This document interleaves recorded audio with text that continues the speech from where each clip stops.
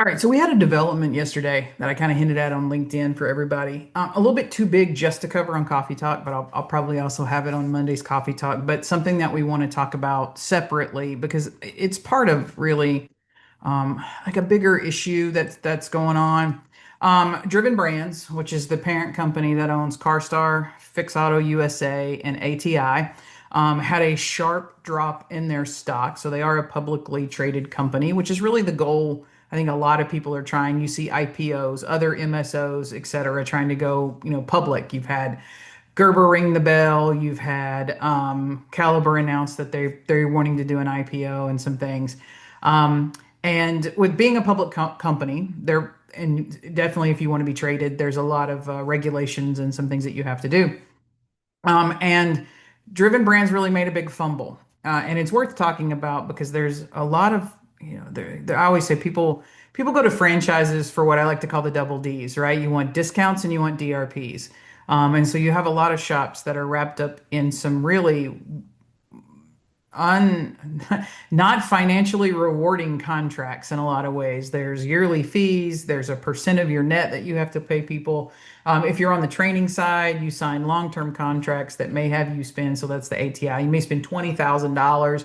You don't get out of that contract. If we looked at December specifically, you've seen the Driven Brands under the CarStar umbrella start to file lawsuits against shops that have closed, gone out of business, or sold, and considering them in breach of their contract. So it's almost like even after death, they're still coming for you after the money. And then for this to happen, it's caused a lot of questions around the industry. So I just want to talk about a little bit more. So yesterday, Driven Brands should have been releasing their next line of finances, their next updates.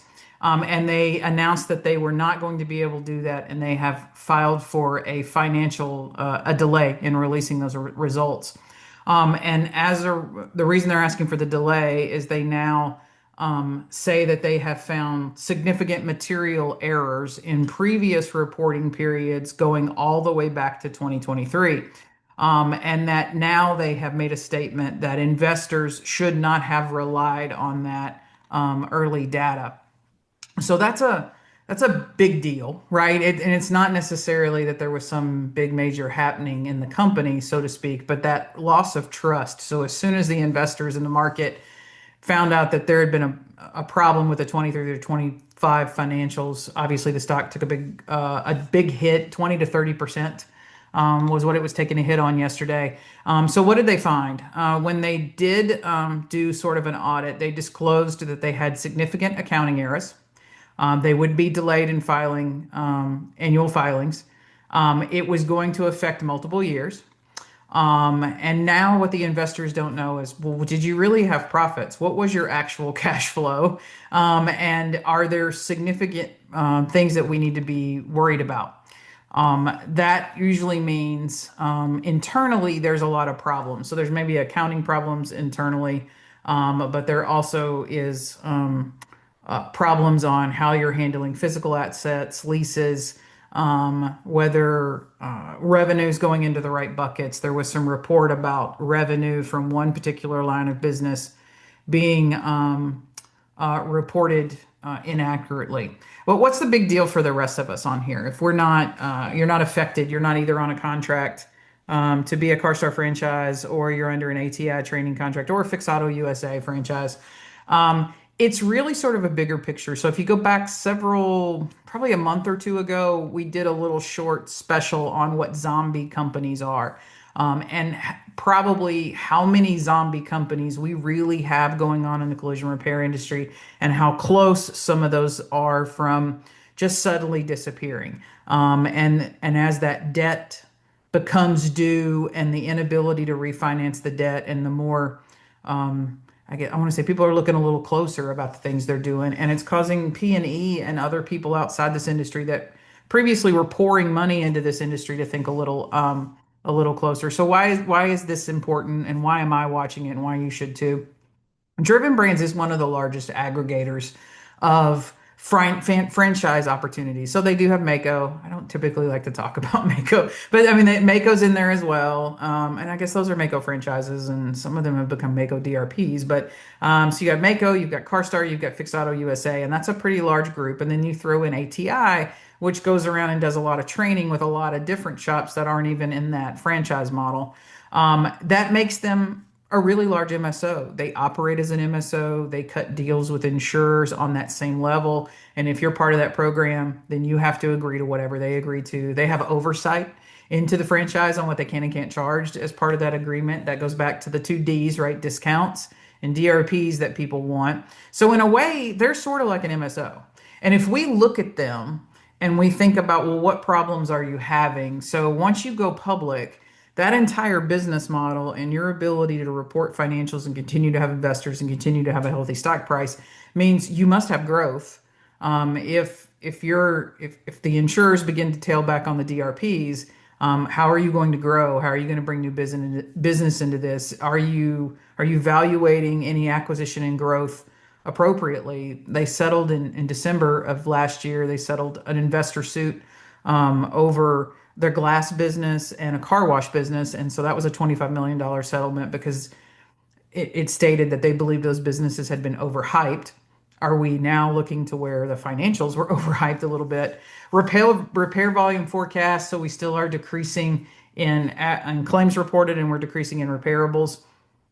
And then the insurers, it's kind of interesting to watch the insurers steer against their own DRP. So this insurer volume that's being relied upon, it's like this very small and shrinking pool in the desert, and everybody's starting to fight over it. Well, we pulled up a locator system a couple of weeks ago on a coffee talk and showed that for shops that were not what we would consider the wholly owned MSOs, and your Calibers, your Gerbers, your Crash Champions, etc., we got to shop 179 on the locator system before anybody other than those wholly owned MSOs popped up. And so even if you're now a franchise, you thought, hey, I bought this name and I bought into these DRPs and it's going to help me get claims. And now you're finding out that that's not even working anymore because the insurers now have more incentives to funnel more claims into those big nationals. And so is that causing some problems? When your financial reporting is wrong, your valuation model is wrong, it means your expansion strategy is going to have problems, and you're going to continue to have all of these downstream pressures. And that's going to be what insurers are very, very carefully watching. They're very aware of who they think has the ability to survive, which is why those are the people that are getting most of the work right now. That's why they're steering within their steering, which I think is, I have shops call me now and complain, we're on the program, but we're not getting the claims we used to do. And I go, what did you think was going to happen? That DRP capacity is shifting because the pool is shrinking and different people can give them more, can give an insurer more benefits from having claims there. So it's going to be really interesting to watch what happens with how the franchises come out of this. So the CarStar shops, we know that there was some contract issues. We're going to be curious to see what they think. Hey, it's not the most advantageous agreement right now, I would say. Being in a franchise, you have your fees, you have to share your profit. You're feeling as a shop that your money's shrinking, and then here's somebody that goes, well, we don't care. You signed a contract, you still have to pay us. But then when you find out that they're not reporting and they're having issues and problems, but you're still being held to a certain standard or being told what to do, that can cause some internal strife. So we'll keep an eye on that. And then I'm interested to know how some of this plays out with some of the lawsuits that are going on against people that have closed their businesses. And then people that are trying to get out of contracts. I've had some shops send me some stuff that says, "Hey, I closed, I went out of business, but they still want me to pay for this training contract I signed." And I'm thinking, well, when did you sign the training contract? And they'll tell me, and I'm like, well, it clearly didn't keep your shop open. So I mean, I'm not really sure like why I would pursue someone after their doors had closed. But I'm also one of those people that I don't know why you have long-term agreements. If your product is good, if you are good, and if you can help improve somebody, you shouldn't have to make them sign 1 year, 2 year, 5 year, 6 year contracts. You're either good or you're not. And if you bet on yourself, or if you believe really in what you're selling, then you'll allow people to cancel when it's not working for them. And sometimes it's not that the training doesn't work. It's just that they don't have the capacity or the time or the energy or the people in place to take advantage of it. So we're going to be keeping an eye on this whole thing, and see what the updated financials look like, and what happens when that all comes in. But it does make us believe that sort of like I said, what we talked about months ago on some of the zombie companies and some of this financial and companies that are carrying debt loads and all of these things, is we always said that there would be a bubble year when a lot of this would fall off because some of this just was not sustainable business models. Is 2026 going to be that bubble year where really a few key companies who have better financial um, processes survive, and some of these others kind of don't make it, as everybody right now seems to be racing to refinance some debt. So stay on top of this one and watch it. Whether you're connected with that company or not, it's still a picture of sort of what's going on in the industry. And it's a picture that not a lot of people like to talk about. Like we kind of want you to go, no, no, no. I feel like it's one of those memes where everything behind you is on fire and falling down. Everybody's like, no, no, no, it's all good. Don't worry about it, right?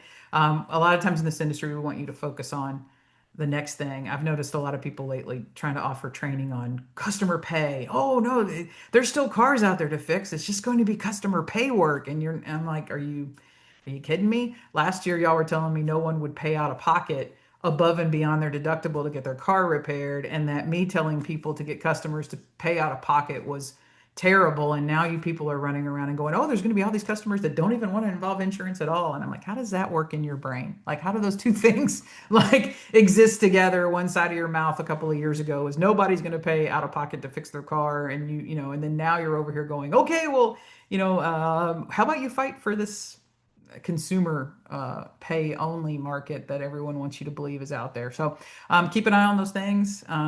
Make sure that you're making really good decisions about your business. Those decisions should be based on your critical thinking. It's great to get other people's advice, but I really think that you need to make sure that you're making good, solid, foundational decisions on what you know is good for you, and not just what somebody is telling you. Because what you find out that for 23, 24, and 25, that maybe what you were getting told wasn't really true at all. So we'll see you Monday on Coffee Talk. Everybody have a great weekend. Thanks.